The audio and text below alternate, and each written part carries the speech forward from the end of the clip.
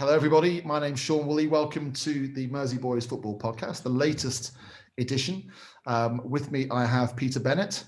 And sorting out the flights coming into Gatwick today, we have Mark Lamb.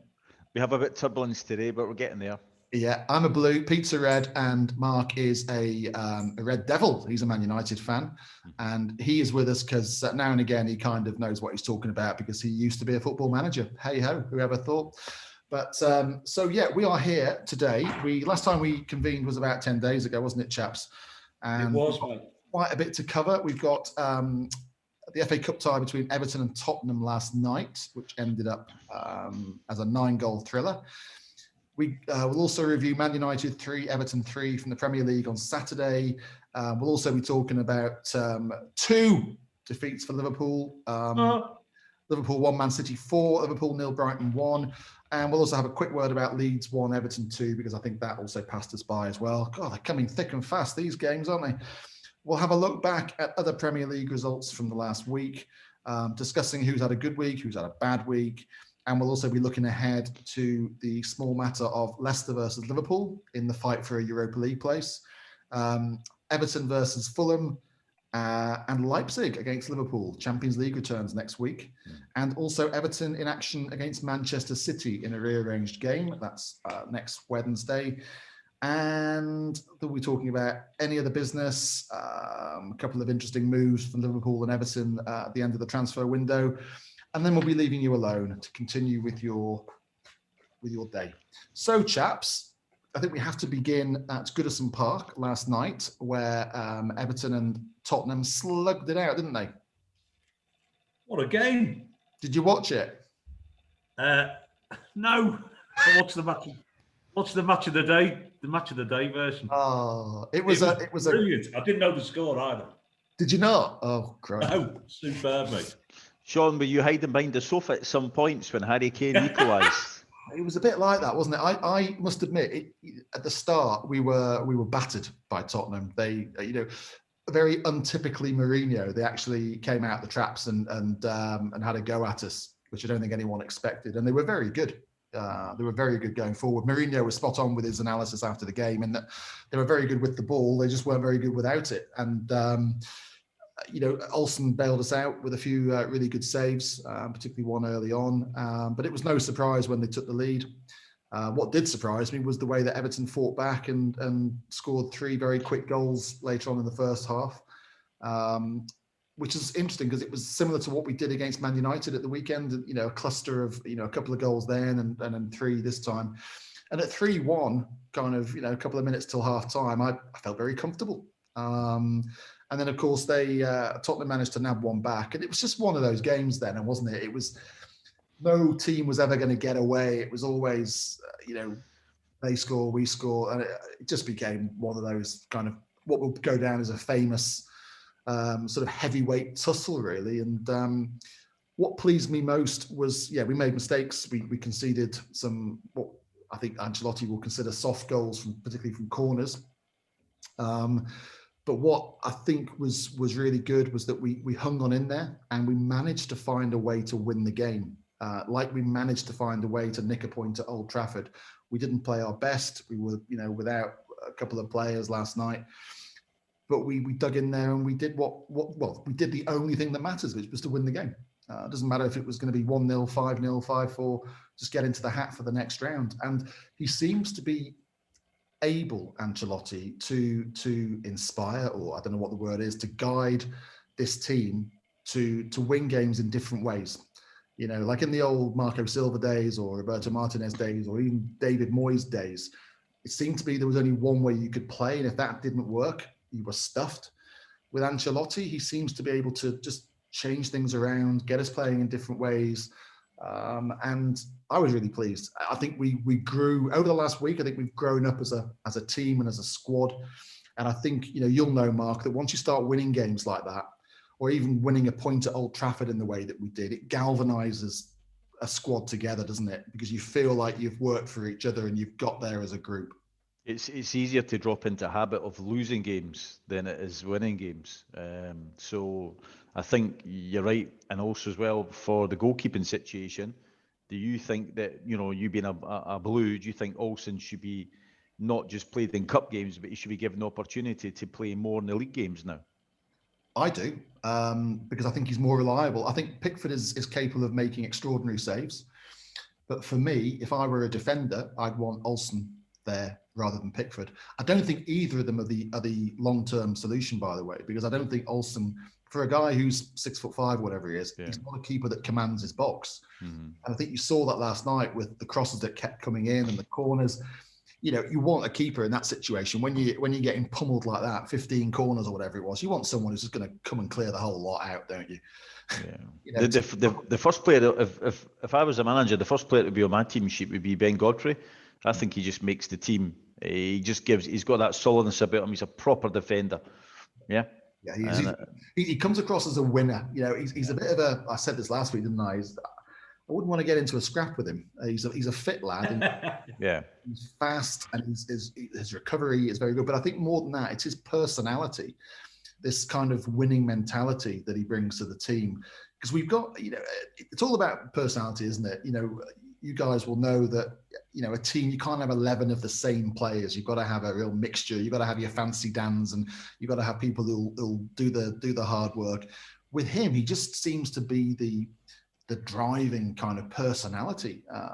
Gareth Southgate was there last night, and I'll tell you what, as a player who's now played every position along the back four or back five, he's got to be someone you take to the Euros, because not only because of his adaptability and his ability as a defender, but as a personality. For someone to have joined a Premier League club and made such an instant impact on not only the team and the club, but also on a world-class manager, I think takes some doing. And I can see him kind of being a future captain of Everton, a future captain of England, the way he's going on. Well, if I ever win the lottery and end up on the board at Man United, I'll do a swap. You can have Harry Maguire. Yeah. Right. No, right. So there you go then. But I tell you, the question isn't it? Is how other clubs miss out on him? Because to look at him now, you think, wow, here's a player that Everton spent 20, I think, rising to 25 million. Mm-hmm. He's probably worth 35 now. I think he's worth more. Yeah, and you think, how did the likes of Liverpool, Man United, why weren't there 4 or 5 clubs in a bun fight for this lad? And I guess, I don't know as well as you do probably, Mark, but how do players like that get missed sometimes? Is it because they're playing in a losing team and people don't kind of look at that? I think the other thing as well is that what he's done is he's stepped up. He's taken the challenge, to play at that level. And some players, as you know, a lot of players just fall by the wayside when they have the big signings, the big moves. But what he's done is he's excelled with it. Mm-hmm. So for me, he uses class, and he's at the right age. He's got a cracking manager. He obviously was a great defender himself at AC Milan. Mm-hmm. So I think it bodes well for him and Everton if they can keep a hold of him. Ooh. Yeah, maybe your rich neighbours might step in and buy him. The thing is, I think we saw the potential. I think we've signed him on a 5-year contract or 4.5-year contract or whatever it was, and I think that it'll be a couple of years before anyone can get near him in terms of buying him. Yeah, I think he's where he's well. He's learning his trade. He's doing well. If you're doing well, you know what I mean. You're right. He's earning good money. So what's the point in moving? From somewhere else, and he's at that age. He's going to learn his trade very, very well. He's going to be one of the starters in the team every week. So, and the thing sometimes as well, if you go to the likes, and I'm not knocking Everton here, but if you go to likes a massive club, sometimes the pressure that's put on you is phenomenal. I mean, look at Hazard from Chelsea to Real Madrid. He's not done brilliant, and he's a world-class player. So sometimes you can cope with it, and you're always under the spotlight all the time. Where at Everton, he just goes about his business and he does really well. And if he gets into the England team, brilliant. Gents, last night's game, obviously 9 goals. I'm sure Mourinho and Ancelotti were having kittens. It's not the sort of game you want to be involved in, is it? Let's be honest. Defenders on top. Yeah. How does a game like that happen? Because they happen every once in a while, don't they? Where you get 2 teams slugging it out, goals all over the place.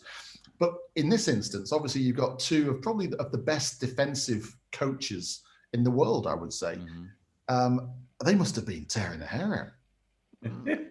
but I think as well, if you look at it, it's a cup game. You know, you want to get the it didn't happen there, but you want to get the job done in 90 minutes, yeah, to move on to the next game because there's a big busy schedule of games coming up, and had already. So from there, I just think it was just one of those nights where the sleeves got rolled up, and it was old-fashioned English style football. Like, let's have it, let's go to them, and I thought what Mourinho's done, what you said from the start, he set his stall out to go out in the first 25 minutes and crucify Everton and thinking, well, we'll take the foot off the gas. Never happened.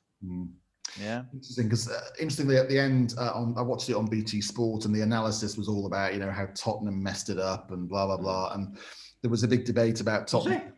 Yeah, it was honestly, it was Jermaine Jenas and Jolyon Lescott and someone else, and it was all about Tottenham. It wasn't about Everton and how they dug out this great victory. It was all about Tottenham and the fact that they played in a different way. And Mourinho will go back to basics now because it's a few times they've tried it, hasn't worked. Blah blah blah.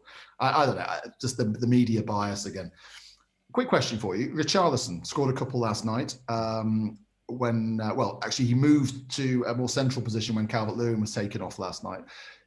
Do you see Richarlison as a forward or as a wide player? Where do you think his heart is? Pete, down to you first, bud.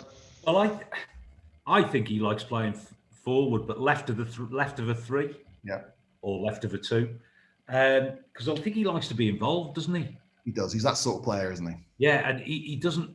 He's not one of those players who's going to sit around and wait for an opportunity to come. He wants to be involved all the time, and I think that's where he does really, really well for Everton, actually. Because I tell you who did watch himself last night was Tom Davies.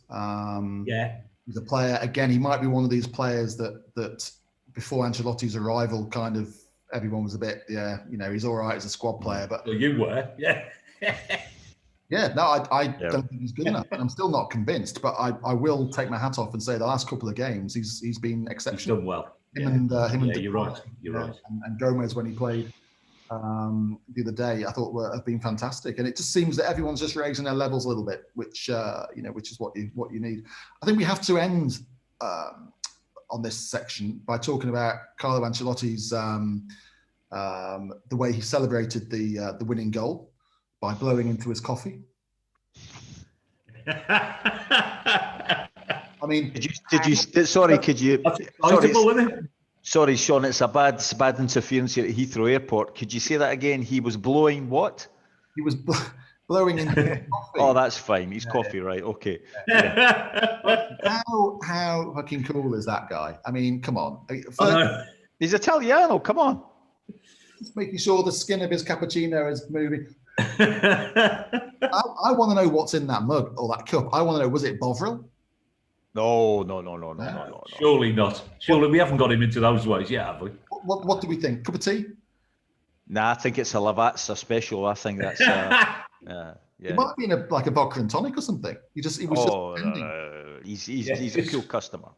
And apparently Jose couldn't have a glass of red wine with him at the end because there wasn't enough time. Jose was gutted, but hey, there you go. And that's him on his worst record as a manager. Is that 4 straight defeats? Is it? It is actually, yeah. Yeah. Good point. Yeah. He's on his worst defeat. We need to move on to Man United against Everton. Mark, what did you make of that game? A bit of a slugfest. I thought you guys played very well. Can I just say one final thing? I know you want to move on about the Tottenham game. Yeah. And we've discussed, the times I've been on before. Dele Alli, he made comments 2 days before that he might have to bring him to the squad. He's been told now by the chairman, you need to get him back playing again. Right. Because I think there's been that, it's me or him type thing. Mourinho will always win.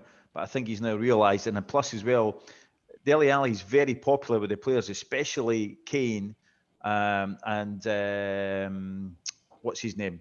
The one that plays upside Kane, the Korean lad. Son. Yeah. He's very popular, and he's always, he's always, if you watch the TV show with him about Tottenham on Amazon, he was always with him all the time, constant. And I think it's come to the point that players as well have been saying, we need to get him back. He's a great player if he can play.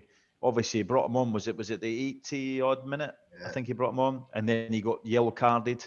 I think the lad needs to be back playing again. And I think if Mourinho is going to save his bacon at Tottenham, he needs to be playing his best 11. So sorry to jump in there. But that was the thing for me last night. It was pleasing to see the lad come back again. Well, what about his comments after the game about Gareth Bale? Did you read? I didn't see it. No. What happened there? Tell me. The reporter said, in his press conference, said, where was Gareth Bale tonight? And he was very pointed. It was more about the way he said it. He said, Gareth trained with us yesterday, and he had a problem with his calf or something, which I didn't think was a problem. And he decided he wanted to have some physio work for 48 hours rather than coming with us. He's gone. Yeah. Gone. He's losing the plot, isn't he? Made remark, and I thought, ooh. Yeah, he's gone. Do you remember, Sean, when he was moving to Spurs? I said, "Oh, well, that'd be great because I really enjoy watching him play. We'll see him play every week." And he's just the same guy. He's not getting a sniff. He doesn't seem interested, does he? I don't think he's interested at all. And I guess that happens to some players. They can't all be as professionally committed to the cause as somebody like a Cristiano Ronaldo, for instance. We are going to have different personalities, but it's a shame because he's obviously a very, very good footballer, but his mind's not there, is it? Yeah, gone.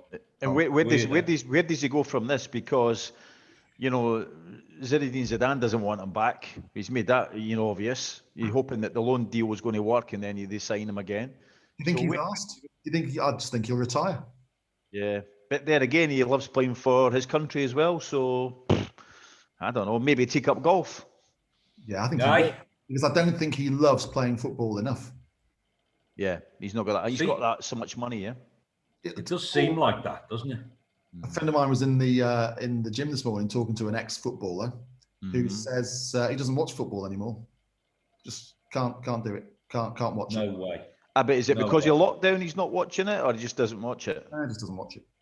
No, okay, all right, yeah. So let's talk about Man United 3, Everton 3. Mark, what did you make of that? Opportunity missed for United? It seems to be an opportunity missed in a few games now, eh? Because if you look at going back a month ago, we lose to Sheffield United at home, and then we go on and we start scraping points all over the place, and keep going on about it, but I think we're getting found out again. I think to be brutally honest, the way it's going at the moment, nobody could sit there and do your pools on a Saturday or midweek and see how the results are going to be. They're all over the place, everywhere. So I don't see that's any points lost, actually. I just think if we can keep the momentum going and try and keep in Champions League, because I actually was the one who said that we probably wouldn't get in Champions League. Yeah. So I'll hopefully be proved wrong on that one. But we're just ticking over. But I just can't see us picking up silverware. I thought United played well. I thought that we missed an opportunity in the first half. Ancelotti was going ballistic, wasn't he, on the touchline, because we weren't playing the obvious ball. We set up with split strikers and we just weren't feeding them, because we obviously found, or we thought there was a weakness down between your centre backs and your full backs, which I think there is, because the full backs push on and then your centre halves are quite slow, aren't they? So, well, if you watch Maguire, he moves across, and depending who he's playing with, if it's Lindelof, whatever, they're not the quickest upstairs when they think about what they're having to do. And if you've got Luke Shaw, who's obviously up and down, that leaves them huge areas. And obviously, Ancelotti was trying to capitalise on that, what he was doing. But as you say, the service wasn't getting to where it needed to be. And if you're playing with strikers to go and attack, the only way they can attack is you need to give them the ball. I thought we were just lacking a little bit of bravery in the first half. We were getting on the ball, but we just weren't playing that killer pass because we were afraid we were going to mess it up. And sometimes you just got to play the pass, haven't you? And just, it's a bit like me hitting my winners in paddle, Mark. Sometimes you just gotta go for it and take the abuse. Yeah, and as long as it's the head height rule, we're fine. Exactly. Or dancing along the baseline. Pete, just a quick one for you. It's a classic. I wish you video filmed this. Can you just visualize this, all right? We're playing paddle. Angelo's serving this, hopefully there's going to be a match winner against Sean. So Sean decides to do Bambi on ice. Sean, you can't see. Sean, I know you're ex-lawyer, but you can't defend yourself on this one. What he does is, it was like someone had put elastic bands on his ankles, or he had shit himself. Oh man. Yeah. So he's jumping along like back and forward. Yeah, that's what he was doing. And all of a sudden, Angelo went, "Fuck this!" Push down the other side of the line, and you seen Sean went, "What happened there?" Is it second shot? But yeah, and then from there we move on. Anyway, Sean, move on. So this is the point in the podcast where all I say is the following, and then I sit back for 10 minutes. Liverpool 1, Manchester City 4. Liverpool 0, Brighton 1. Good night. Brilliant. Yeah. Have you finished? Where to start? You're not finished. It's a shame, isn't it, mate? It's a shame, and I know you share my view on this. Mate. Oh, yeah. It was kind of had my nose rubbed in it last night because I saw the City B team for their FA Cup game at Swansea, and I mean that team would probably win our league. You know, it's absolutely scary. I mean, let's be honest, they are a fabulous side. I was encouraged for Liverpool because in the City game they were in the game the first half. Yeah, they were. Played reasonably well. As a caveat to that, though, you know, the cutting edge, they're playing quite passively. Taking your point, Sean, about playing the risk pass, they're attempting, and it works against a lot of sides, doesn't it, to gain some measure of control during the first half, so they're really not concerned whether they score or not. But you think against someone like City, if you are on top at any point, you really have to go for it because you're not going to be on top of them for an hour or 90 minutes, are you? Because it doesn't happen. So we would work these positions quite quickly up to the edge of the box, and then 15 seconds later, the ball's back with Alisson. And we did that 3 or 4 times, and it's just so...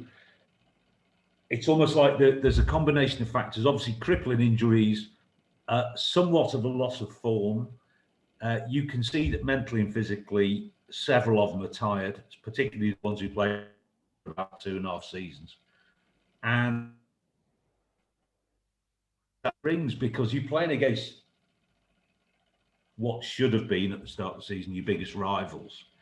I wouldn't say they're necessarily the biggest rivals now. I'd say it's Chelsea, Everton, Spurs, etc., etc.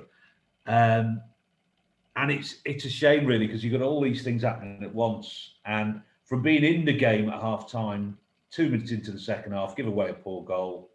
Then Alisson got his feet chilly and started...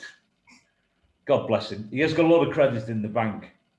What's the Liverpool supporters' view of Alisson after that? Because, as you say, he's got a huge amount of credit. Yeah, I think, to be honest, you suck it up and move on, don't you? And to be fair to someone like Solskjaer, he's learned quite quickly, I think. He just says, well, win as a team, lose as a team. Don't you? He's very, very reticent about criticising individuals, which I quite like, really.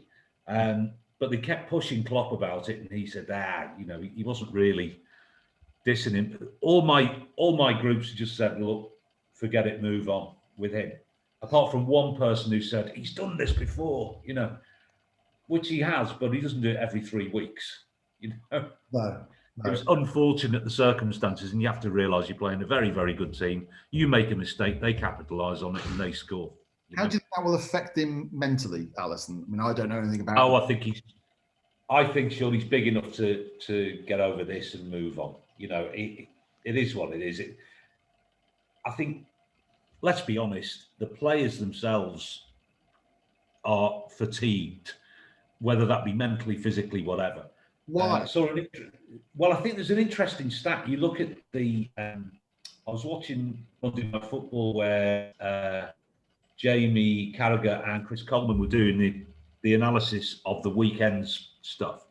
And Carragher made an interesting point, and he said, well, going through since when Klopp took over, Liverpool was 6th, 7th, 8th, and then 2018 got into the Champions League final with broadly, other than a couple of exceptions, the same starting 11 now.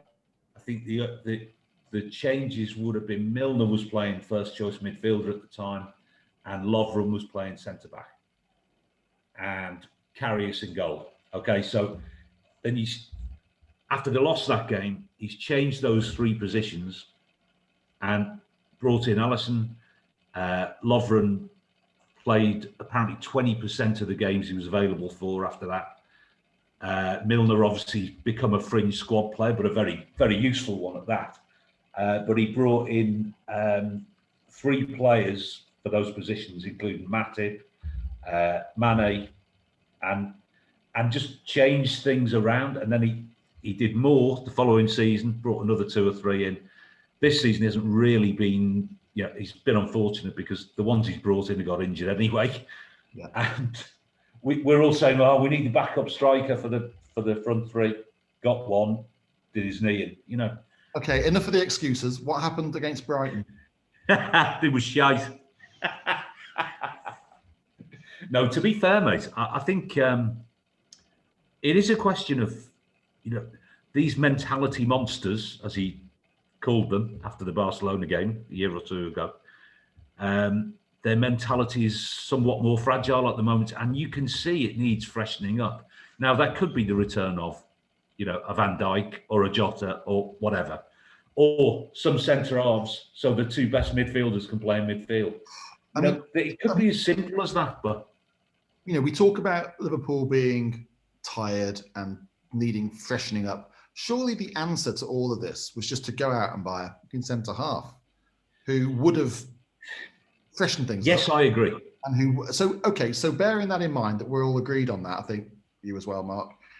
What criticism can be applied to Klopp? Is there a mood within the Liverpool supporters that is negative towards Klopp, or is it more none whatsoever? No, if anything, it would be more directed towards the owners, who haven't really backed him, although we understand they have a business model and they work to this business model, and that is what they do, and it's been proved to be correct in a lot of ways. Let's be honest. But at the moment, that would have been the obvious thing to do, yeah. And let's be honest, COVID or no COVID, they have got money in the bank, and so what do they do? So they buy a championship player who's, I'm sure, going to be a very good player, and a lad from a relegation threatened team in Germany, who I'm sure is going to be a very good player. But where are we now? Do we throw them in and say, well, move Fabinho and Henderson back to midfield and everything will be all right? Well, not if you've got 2 fresh-faced centre-halves who've never played a game in the Premiership before in their lives. So it's very, very difficult. It's quite challenging. You've got no one to bring them through unless you say, right, Fabinho, you're staying at the back. Yet again, it just seems to be odd and a real missed opportunity for Liverpool, because I know you're saying that they're jaded, that they've had injuries, but I think you can apply that, maybe not the injuries in one position, but you can apply a lot of what you say to most of the Premier League teams. I would agree with you. I think same boat. So what gives Liverpool a free pass on this to suddenly drop? No, I think the fact that the way I would see it, Sean, is, as you say, it's the key injuries in one position. We had injuries last season, not to this extent, but keeper was missing for 3 months, and we've all said he's a great keeper and blah, blah, blah. But the centre-back issue, Van Dijk followed by Gomez, followed by Matip, they're all out for the season. Now, where they probably went wrong is not having signed a replacement for Lovren, who was a reliable, if limited, 4th choice centre-back. Yeah. And suddenly, the midfield's goosed because your 2 of your best midfielders are playing at the back. Suddenly, Thiago has never played a game in the Premier League in his life. Right, you're running the midfield, son. Wijnaldum, run up and down. Milner, you're playing every game. You see, and it's my thinking is, if you have Lovren and you have, say, Koulibaly in the back 4, and then you move Henderson and or Fabinho, whatever, into the middle of the park, then you're a different proposition, aren't you? No issue with that at all, mate. No issue with that at all.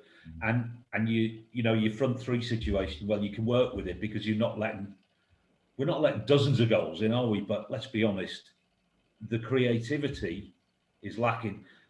We identified earlier on this season, Sean, that with Liverpool, you felt like they had to outscore the opposition. Okay, clearly you've got to outscore the opposition, but they've got to score 3s and 4s to win games with that defence. And you fix one thing, plug that, and they're not letting 3s and 4s in, save apart from Sunday.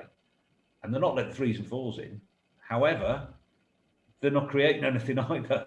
Yeah, strange. And the low block teams it's a combination of factors, I think, in that I think we have to say, we were talking about this, weren't we, earlier in the week, and you said, is it a must-win game? And I said, it's good. League's already gone, mate. And City aren't going to lose 3 or 4 games. They're certainly not going to lose 3 or 4 games now. And it's the fight has got to be getting the top 4, because the chances of Liverpool winning the Champions League are, slim, if not remote, I would suggest at the moment. I'm sure you'll get past Leipzig, to be honest. No, I don't think so either. I mean, I was thinking about the Everton game earlier and was thinking, imagine Goodison last night with 45,000 people in there. What that would have been mad, wouldn't it? Well, it would have been 5,000 more than were allowed in that stadium, so that would have been a miracle. Mark, well, you have 5,000 outside, mate. Exactly. Mark, what did you make of Liverpool's woes at the moment? I think we've all been saying for probably months now that you know, the old Brian Clough saying, strikers will win you games, defenders will win you league titles. And you never, any manager, any level you're at, you never tinker with your team to shoehorn players into centre-back positions where they're very dominant in the midfield. And to me, I have so much respect for Klopp, but there has to be something going on with the board behind the scenes. And like these signings he's brought in now, you bring your signings in, you sign them to the club when you're doing like what the Liverpool were doing last season. When you're coasting along, they bring the players in. You need to bring these players now, and they don't have a chance to run. They have to now sprint basically from the start and be so good. And then if that lad has a disaster, it's going to put him way back. Fans are going to be on his back straight away because he has no credibility with the fans. So I blame Klopp on this one, and I think he's a really good manager, because the other thing as well is with Klopp should be coming out to the press and saying, I'd like to sign this player, and leave it as that, so the press then go after the board from there, because nobody's going to sack Klopp. I'm not talking about it, but nobody is going to sack him at the club, because for how much strength and position he has within the club. But he should use that, like what Fergie used to do at Manchester United. And I think, where his woes have gone, when they've been doing well, he's let centre-backs go. Lovren, like saying, let them go, don't bring a replacement in. And I look at it and think, your captain is playing at centre-back, which he's done reasonably well when he's been there. But I just think for myself is that he's got it completely wrong, and they've got a great chance now of maybe not even making top 4. And if you don't make Champions League for what you've done last season, that is a massive disaster. Totally agree. And then you've got the chicken and egg situation here, because if you don't make top 4, and let's just say, your injury players don't come back firing all cylinders, you're not going to get a top player to sign for you because he wants to play in the Champions League. Absolutely. And then you get that never-ending vicious circle, don't you? Which, let's be honest, Liverpool was stuck in for 20 years. Where you find yourself, you've got to overachieve to catch up, haven't you? Absolutely.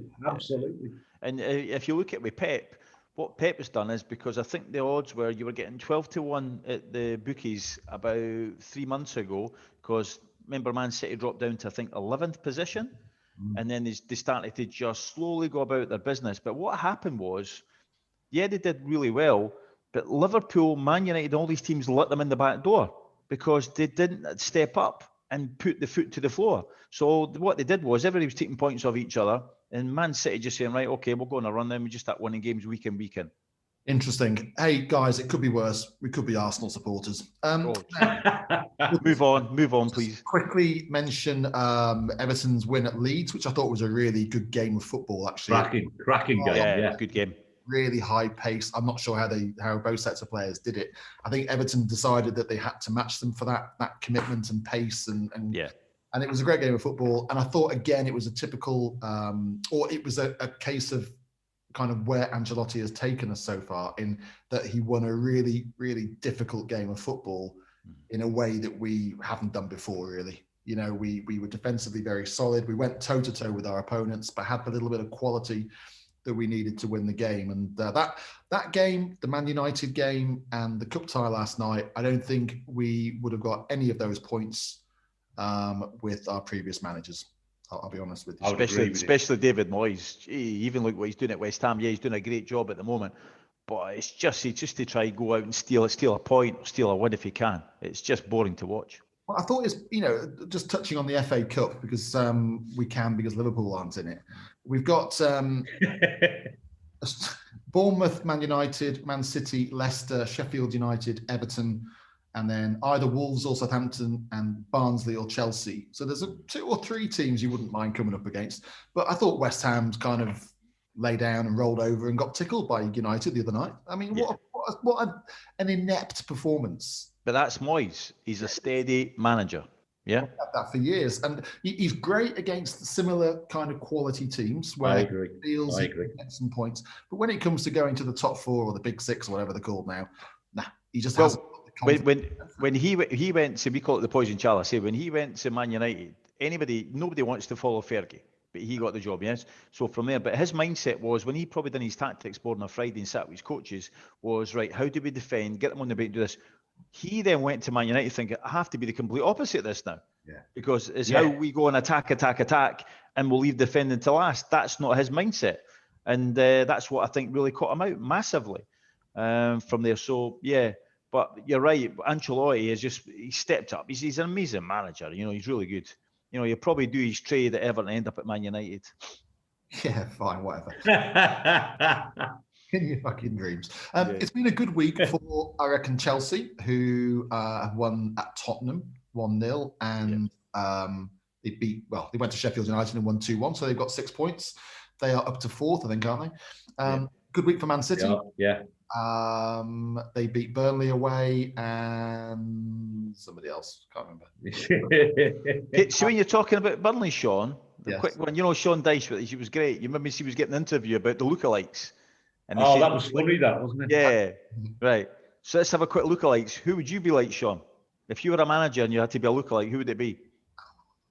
I'm trying to think of somebody good-looking, suave. Well, that counts you out then. I don't know. Do you have anyone in mind? No. You can only go on yourself. I mean, I'm obviously a spitting image of Mr. Bean. I have to think about this. This might take a while. I don't know. Mine was Steve Davis in the 80s, but I've got a bit less hair now. Yeah. Steve Davis. Yeah, Steve Davis had been at the Chippy a few times. Yeah, he does. Cross between Steve Davis and Chris Evans. Yeah. Right, Pete, help me with this one. What did we go for the lookalike, Sean? What do you think? It's got to be somebody cool, hasn't it? Daniel Craig. See, I think he looks like Paul Campicini with glasses. He used to be on Radio 1. Fucking hell. I think that's harsh, actually. All right, okay. It's been a bad week for Arsenal. Yeah. Arsenal. Yeah. They're down, man. They had a little rally, didn't they? And they've gone backwards again. Yeah. Southampton, they're sliding, aren't What's they? happened to them? 5 straight losses. Yeah, and obviously their goal difference took a hammer. Do you know that's going to stop that lad getting a big move to a bigger club as a manager, because you can't keep taking hits like that 9-0. No. Can he do it? No. It's a shame, because I think he did so well for half a season here, didn't he? And he's just, I don't know what's happened, whether he's lost the players a little bit or what. I don't know. Yeah. Don't know. It's a strange one, isn't it? It's a strange one. It's been a really shit week for Liverpool, and it's been a week for West Brom, your mate, Fat Sam. I mean, I just dead and buried them, aren't they? You when you see him standing at that sideline, he's going, he's chewing the chewing gum, and he's wanting to be like that, and some comments comes out, I've never been relegated, things like whatever. Well, son, hopefully this will be your first opportunity, yeah. He's probably got 50 grand on himself now to get relegated. Yeah. That sorted. Because he knows he's not going to get the £5 million bonus for keeping him. How can you be the England manager, that the holy grail to have it in British football, to be the England manager, and still looking for a bum? You know what I mean? I want to know what Fat Sam has done to Mark in a previous managerial life. I know. There's something going on. Do you reckon they played each other in a like Anglo-Scottish cup tie or something? I think it's. Sam reminds me, his mentality of football is a bit like David Moyes. It's not exciting stuff. You know, he did well when he was at Bolton. Yeah, grant you that. But he's not. He's steady Eddie. He just gets them over the line and stuff like that. If you're a football fan, you're not going to go be inspired to see what he's going to play and how he's going to play. He never goes against teams and attacks them. Yeah. Very true. Yeah. Let's talk about games that are coming up. We've got a big one on Saturday at 12:30. Our favourite kickoff time: Leicester versus Liverpool. Is it a must-win? Well, it's a must-win for both. Yes, it is. It is. Yeah. I see Jamie Vardy's back bit again, which is a worry. I really like a nice 0-0 here. In fact, all the games between the top six, I just want 0-0. 2-1 for Liverpool. Oh, hello. I'm going to go with my mate Pete. 2-1 to Liverpool. I think the only advantage for Liverpool here is that Leicester's style of play seems to benefit Liverpool, if you like, because there's a little bit more space available, partly because they're quite fluid side, and they're never sitting back and trying to get low block of 4-5-1 in front of you. So I'm hopeful here. Sean, I think it's a must-win in terms of trying to get the top four, let's be honest. Well, you can't have any excuses. I know you've trotted out about 15 excuses, but there can't be one. You've had a week off. Well, I think the thing is, if you do look back at last season, right? Here we go, Mark. Do look back at. No, I'm talking about Man City here, right? Wait, now I'm just getting the violin out. Hold on. Right. This is the side who've got 100 points 2 years on the run, right? And when did they concede the league title? Probably about November the 15th.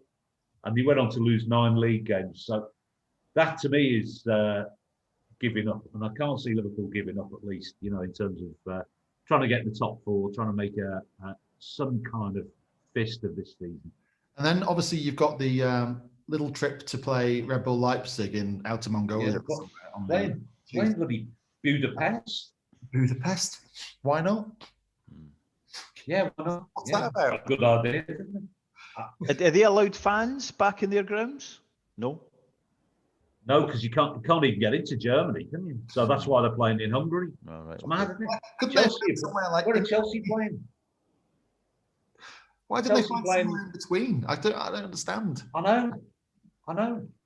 It's just because surely it doesn't make any difference whether it's in Budapest or bloody Birmingham, Beirut, or flipping Calais, does it? Birmingham. Yeah. Well, it doesn't, does it? Sean, you're the stat old man. Can you do some stats for the end of the season? I bet you this season will be the most Premiership away wins in any season ever. Yeah, it has to be. And again, it's down to the fans. Right. You go to Anfield, you're in for a war. Yeah. Before you even play against the 11 players on the park. Yeah. It's making a massive difference to teams. And it'd be interesting to know which teams have suffered most, because then you can almost attribute a percentage crowd factor, can't you? Yeah. But there was a thing on the other week there. It was a football show. I can't remember which one it was, but it was the manager's talking about when they go to play at the Den at Millwall, and he says it's actually brilliant now to go there. He says because they used to spit at you, throw anything they could at you. He said that's before you got off the team bus. Yeah. He goes, from there. He goes, no, he says it's a piece of cake. Everybody wants to go and play at Millwall. Pete, do you have a priority in terms of obviously the 2 games coming up, Leicester and Leipzig? How does Klopp play it? Does he feel strongest team in both? Well, going back to the Leicester one, Sean, I mean, what are you going to do? You're going to play one of those centre-backs? The new ones? Yeah. I have no idea. Because play them. I think you might as well play both and try and strengthen the midfield. Yeah, play with them. I don't think anybody could criticise him for that now. You just think, well, they've signed them both. You want to and they're all right. So crack on, lads. Vardy or no Vardy, might as well just. Are you worried about Leipzig? Do you know much about them? Not enough to comment, really. I haven't really, because I'm taking it one game at a time, Sean, as I usually do. Means I haven't been asked looking them up yet properly. So I'll do my research. Saturday afternoon, I'll start doing the research. Everton have got 2 games coming up, both in the league, obviously. Fulham at home on that lovely Sunday evening slot at 7:00. So Everton Fulham, that's the sort of game that, knowing us and our season, that's the sort of game we'll come unstuck in. I don't know if they're going to risk Calvert-Lewin. He's got a little hamstring strain, I think, from last night. They took him off as a precaution. If it's a hamstring, I'm not sure they'll risk him on Sunday. So I can see Richarlison keeping his place up top and maybe Josh King coming in. More on him later. And then we are at home against Man City in a game that Man City... that's the COVID game, isn't it? Yeah, so that's Wednesday at 8:15. So we'll try and dent their winning run. But save Calvert-Lewin for that and beat the 4-0, mate. I think we probably will be saving Calvert-Lewin for that. If we can just stop them winning, I'll be delighted because they are on fire, aren't they? How do you? They are really good to watch as well. Annoyingly, they were shit at the start of the season, though. Mark, how do you beat? Man City? Sorry, what was that there, Sean? How do you beat Man City? I think, if anything, Man City have always been prone to defending still. They're not there. I think you just have to go toe-to-toe with them. You know, if you're going to give them so much space and so much respect, they're going to pick you off. And life's so much easier for a player at any level if you've got the football at your feet. So I think you just have to go toe-to-toe and be brave. You have to be brave and you have to go.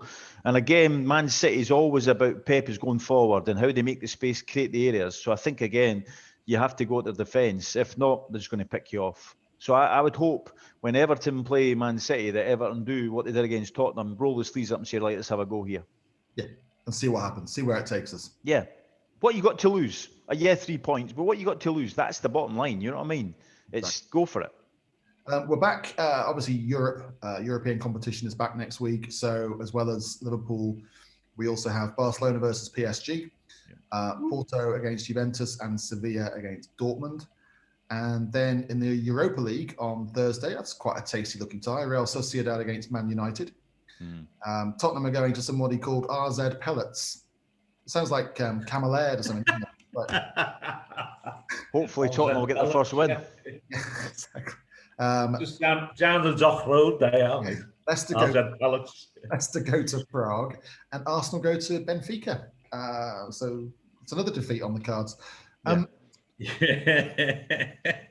What did we think of the end of the transfer window? Was there anything happened that was noteworthy? I think it was basically, it's COVID controlled again, finances. It was, wasn't it? Yeah, clubs were scared to spend money. What surprised me was Liverpool letting Minamino go.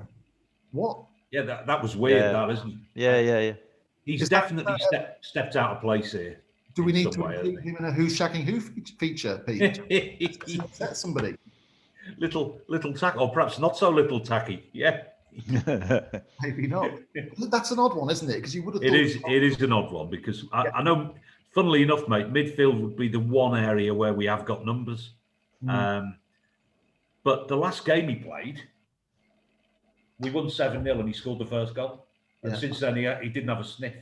Came on for the last 2 minutes a couple of times after that. And you just think, that's weird, Does this mean Klopp doesn't fancy him?